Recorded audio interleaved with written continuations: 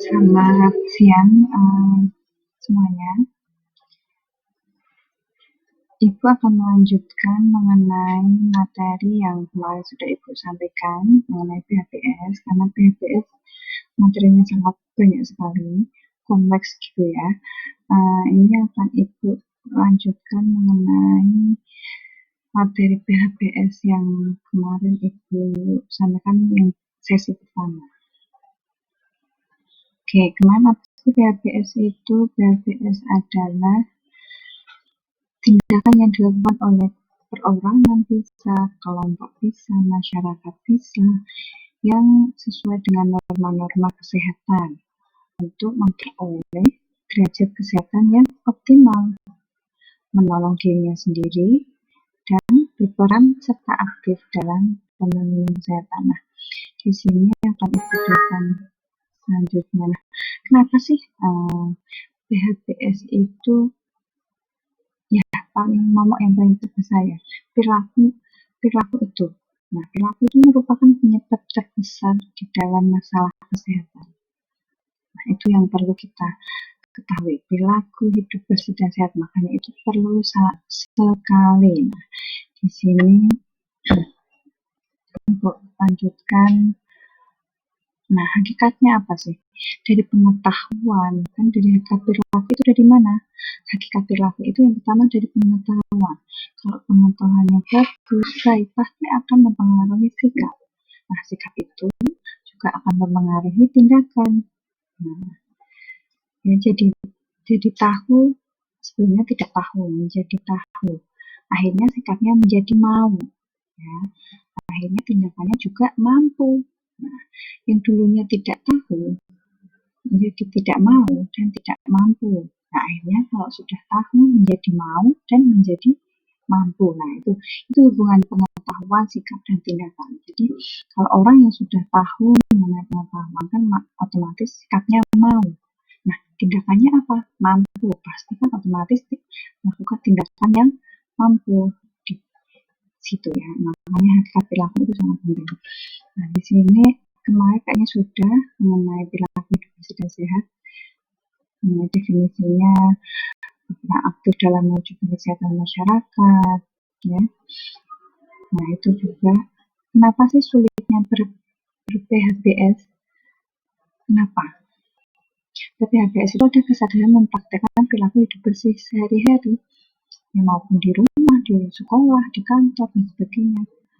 Nah, itu kan di sini tadi kemarin sudah hakikatnya kenapa sih?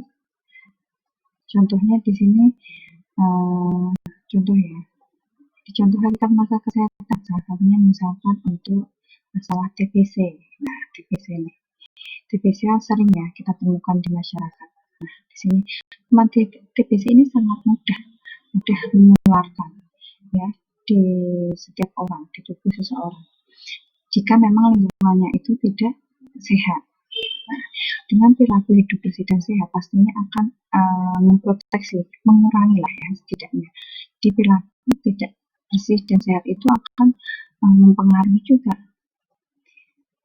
ya, di situ akan mempengaruhi penularan pada penyakit TBC tersebut. Nah, memang TBC ini juga sangat mudah menular di tubuh satu orang ke orang lain, atau bisa ke beberapa orang yang di sekitarnya. Nah, di sini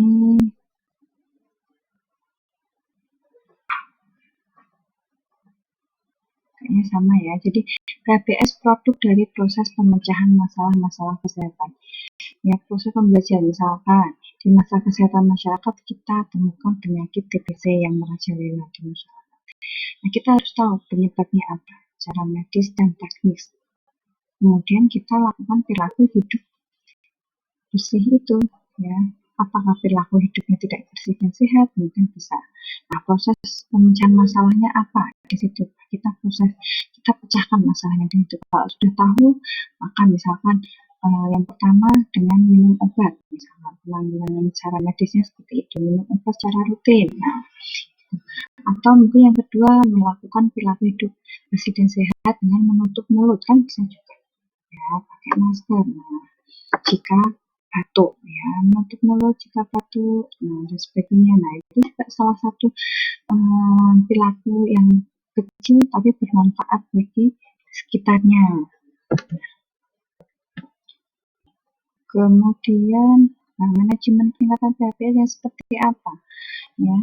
Jadi di sini peningkatan PHBS di desa siaga ya, di tatanan rumah tangganya. Jadi outcome-nya rumah tangga di seluruh desa bisa melakukan PHBS, atau mungkin di tatanan pendidikan. Nah, bisa ke seluruh masyarakat bisa ber-PHBS. Nah, di sini kemarin sudah ya 10 indikator PHBS rumah tangga. Jadi yang pertama pertolongan persalinan oleh tenaga kesehatan, hasil eksklusif, menimbang bayi dan balita, ketersediaan air bersih, cuci tangan pakai sabun, penggunaan jamban sehat, pembatasan jentik-jentik nyamuk, ya, makanan yang seimbang, gizi yang seimbang, aktivitas fisik setiap hari minimal 30 menit, dan tidak merokok di dalam rumah. Nah, itu. Nah, bagaimana caranya untuk menentukan rumah tangga yang sehat? Rumah tangga itu bisa sehat, perilaku hidup bersihnya. Yang pertama, kita lakukan pengkajian melalui survei ke rumah tangga setiap di masyarakat tuh ya, kita melakukan pengkajian survei. Yang kedua, tentukan urutan masalahnya, prioritas masalahnya apa. Yang kita urutkan prioritas masalahnya apa yang di sana. Dan kita cari tuh penyebab masalahnya apa, ya, apakah PHBS dan sebagainya. Kemudian perilaku yang bisa diubah sedini mungkin, seminimal mungkin yang bisa kita lakukan seperti apa sih? Kita lihat kebiasaannya di sana, perilakunya akan diubah. Kemudian lingkungannya harus diperbaiki. Nah, lingkungan kita juga akan mempengaruhi lingkungan sekitar. Kemudian rencanakan intervensinya. Setelah kita tahu masalah, problem, maka intervensi perencanaan apa nih yang kita harus lakukan. Kemudian cari dukungan berbagai pihak terkait, LSM, swasta, dan sebagainya. Nah, kalau kita bicara mengenai tambahan institusi di pendidikan sekolah, nah ini ada 8 indikator. Bisa mencuci tangan dengan air bersih dan menggunakan sabun, jajanan sehat di kantin sekolah, ya, menggunakan jamban bersih dan sehat, olahraga yang teratur, terukur, memberantas jentik-jentik di sekitar lingkungan, tidak merokok di sekolah, bisa menimbang berat badan dan mengukur tinggi badan, dan membuang sampah pada tempatnya. Nah, itu di sekolah. Kalau di tempat kerja apa? 9 indikator. Tidak merokok di tempat kerja, membeli dan mengonsumsi makanan di tempat kerja, melakukan olahraga secara teratur, mencuci tangan dengan air bersih dan sabun, memberantas jentik nyamuk di tempat kerja, menggunakan jamban, menggunakan sampah pada tempatnya, menggunakan APD sesuai jenisnya. Nah, kalau dengan institusi kesehatan apa? 6 indikator. Menggunakan air bersih, menggunakan jamban, membuang sampah pada tempatnya, tidak merokok di institusi kesehatan, tidak meludah sembarangan, ya kan banyak orang, memberantas jentik nyamuk. Nah, kalau di tempat umum apa? Menggunakan air bersih juga sama, menggunakan jamban yang sehat, membuang sampah pada tempatnya, tidak merokok di tempat umum, tidak meludah sembarangan, memberantas jentik nyamuk. Nah, peran organisasi masyarakat dan PPS apa sih? Sebagai motivator, penggerak, yaitu sebagai community leadership, community organization, community financing, knowledge decision making. Nah, maka masyarakat sadar untuk perilaku hidup bersih dan sehat, sehingga bisa sehat secara optimal. Nah, peran pramuka dan kesehatan apa sih?